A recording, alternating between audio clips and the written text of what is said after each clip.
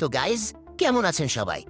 আপনাদের বাসায় নিশ্চয়ই এমন অনেক ফিউজ বা নষ্ট এলইডি বাল্ব পড়ে থাকে যা আপনারা কাজের না ভেবে ডাস্টবিনে ফেলে দেন।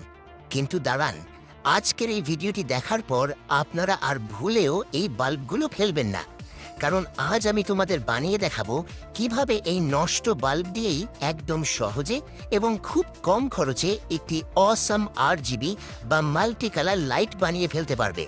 এটা দেখতে যেমন সুন্দর, তেমনি ঘর সাজাতেও দারুণ কাজে লাগবে। তো চলো দেরি না করে শুরু করা যাক।